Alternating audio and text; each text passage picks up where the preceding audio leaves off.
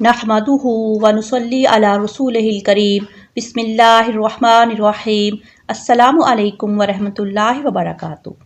नाज़रीन, जैसा कि हम जानते हैं कि दीन इस्लाम में लाजिम है कि जब एक मुसलमान दूसरे मुसलमान से मुलाकात करे या उससे रुखसत हो तो उसे अस्सलामु अलैकुम कहे। अस्सलामु अलैकुम के प्यारे अल्फाज सलामती और हिफाजत के वो जुमले हैं जो मुसलमान एक दूसरे को दुआ के तौर पर कहते हैं। कुरान और हदीस में सलाम करने की बहुत अहमियत बयान की गई है। इस वीडियो में मैं आपको सलाम करने की सुन्नतें और आदाब के बारे में बताऊंगी।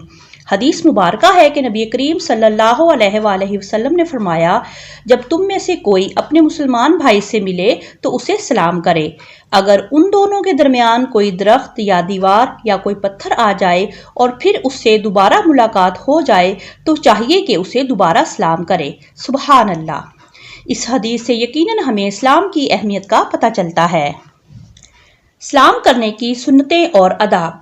सलाम में हमेशा पहल करनी चाहिए। गुफ्तगू शुरू करने से पहले लाजमी सलाम करना चाहिए। हमेशा इस्लामी अल्फाज से ही सलाम करना चाहिए।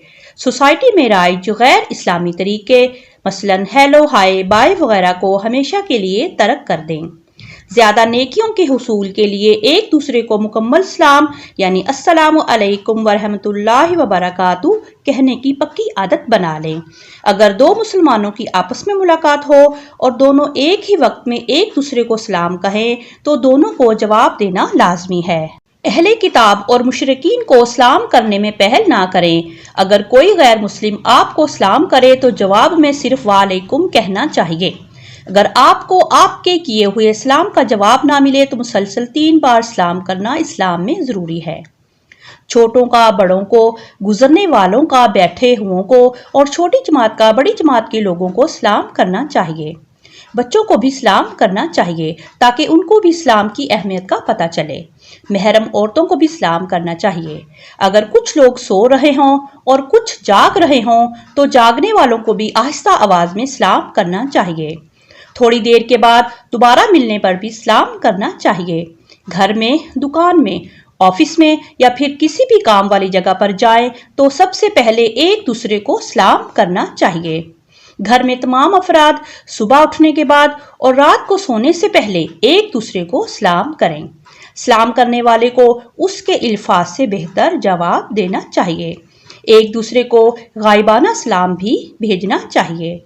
सवारी पे बैठे हुए लोगों को, पैदल चलने वालों को सलाम करना चाहिए। अगर घर में कोई मौजूद ना हो और आप घर में दाखिल हों तो इस तरह सलाम करना चाहिए, अस्सलामु अलैना व अला इबादिल्लाहिस सालिहीन। तो जी नाजरीन, हमें इस्लाम की इस सलामती की दुआ जो आपस में प्यार और मोहब्बत बढ़ाने का जरिया है को आम करना चाहिए। वीडियो का इख्तिताम भी एक हदीस मुबारक से करते हैं। नबी करीम सल्लल्लाहु अलैहि वसल्लम ने फरमाया, सलाम से इब्तिदा करने वाला तकब्बुर से खाली होता है, यानी कि जिस शख्स में आजिज़ी होती है वो हमेशा सलाम में पहल करता है। मगरूर इंसान ही होता है जो सलाम में पहल नहीं करता, यानी कि सलाम ना करना मगरूर लोगों की निशानी है और अल्लाह ताला मगरूरी करने वालों को कभी भी पसंद नहीं फरमाता।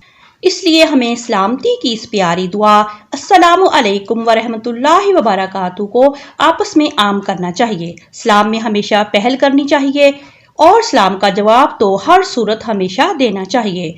अल्लाह ताला हमें अमल करने की भी तौफीक अता फरमाए, आमीन।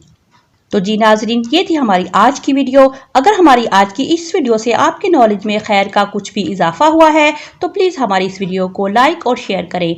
एक अच्छे से कमेंट से हमारी हौसला अफजाई करें और हमारे channel Urusa with Islamic vision को लाजमी सब्सक्राइब करें। तो मिलते हैं किसी नेक्स्ट मालूमाती वीडियो में। अल्लाह हाफिज़ और अस्सलामु अलैकुम व रहमतुल्लाहि व बरकातुहू।